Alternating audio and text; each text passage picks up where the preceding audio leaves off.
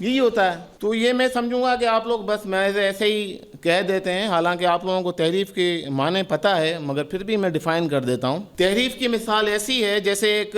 Brand کی shirt آپ خریدتے ہیں، اس کو اپنے سائز کے مطابق جو ہے اس کی فٹنگ کرواتے ہیں، بعض اوقات اضافی کپڑا سلائی کے طور پر جو نا ڈالا بھی جاتا ہے اور اس میں سے کاٹ بھی دیا جاتا ہے، بعض اوقات اپنی پسند کا کپڑا اس میں جو ہے نا شامل بھی کر دیا جاتا ہے، مگر برانڈ کے مالک کو سب پتہ ہوتا ہے کہ اس میں جو اوریجنل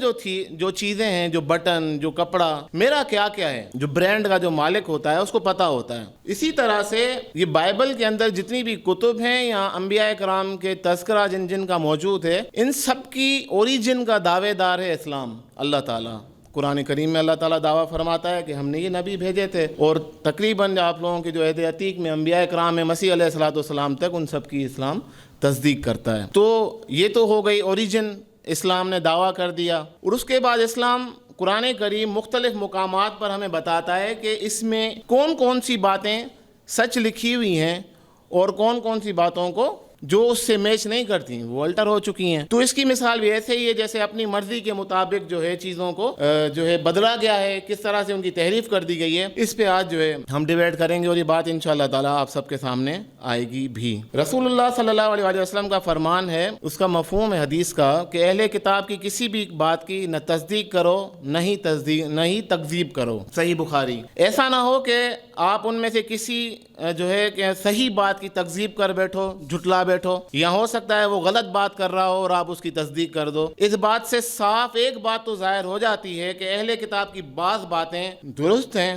اور بعض غلط ہیں۔ قرآن مجید کے اندر ایک آیت ہے کہ اگر تمہیں کسی بات کے بارے میں معلوم نہ ہو، پتہ نہ ہو، تو اہل کتاب سے پوچھو۔ تو آپ کا فرض بنتا ہے کہ آپ اہل کتاب والوں سے پوچھیں کہ بھائی آپ اپولوجسٹ ہیں، ہمیں یہ بتائیں کہ یہ ٹائٹل کس کا ہے، یہ کس کے لیے دنیا کا سردار ٹائٹل بائبل مقدس میں استعمال ہوا ہے۔ لیکن آپ خود سے نظریے اختراع جو ہے تراشتے ہیں اور پھر پیش کرتے ہیں۔ ایک جانب سے تو اہل اسلام کا دعویٰ ہے کہ پیغمبر اسلام کی پیشن گوئیاں بائبل مقدس میں درج ہیں، جبکہ انہی قدموں پر للکار بھی ہے کہ پیغمبر اسلام کی نبوت کی تصدیق کے لیے ہمیں کسی بائبل کے سہارے کی ضرورت نہیں۔ میں یہ سمجھتا ہوں کہ یہ مسلمان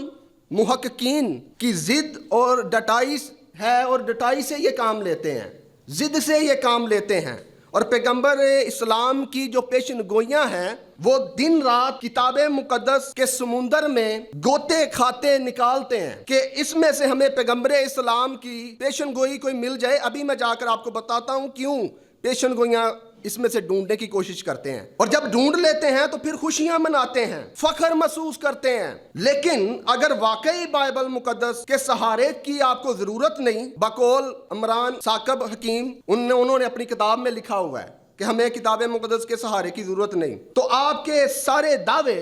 اور یہ مکالمے اور مناظرے بیکار ہیں۔ تو پھر ہمیں آپ بائبل مقدس کے بغیر جو ہے پیغمبر اسلام کی نبوت تسلیم کروانے کا ہنر سیکھیں۔ کسی جائیں ماہر علماء و مشائخ کے پاس جو آپ کا شیخ ہے، جسے شیخ الحدیث کہتے ہیں یا فاتح مناظر کہتے ہیں، اس کے پاس جائیں اور اس سے ہنر سیکھ کے آئیں کہ بائبل مقدس کے بغیر استاد میں کیسے جو ہے پیغمبر اسلام کو ثابت کر سکتا ہوں۔ آپ علانیہ تسلیم کریں یا نہ کریں، بائبل مقدس سچے نبیوں کی پہچان اور تصدیق کا الہی ذات کی طرف سے واحد اعلیٰ و پیمانہ ہے۔ کیوں واحد اور اعلیٰ و پیمانہ ہے؟ کتاب مقدس واحد ایسی کتاب ہے جس سے سارے جہان کی امیدیں وابستہ ہیں، تو اسی لیے تو یہ بائبل مقدس میں سے اپنے نبی کی جو ہے پیشن گوئیاں ڈھونڈتے ہیں۔ کیوں ڈھونڈتے ہیں یہ ذرا ریزن جان لیں، تاکہ وہ سچے نبی ثابت ہو سکیں، اس لیے ڈھونڈتے ہیں۔ یعنی ان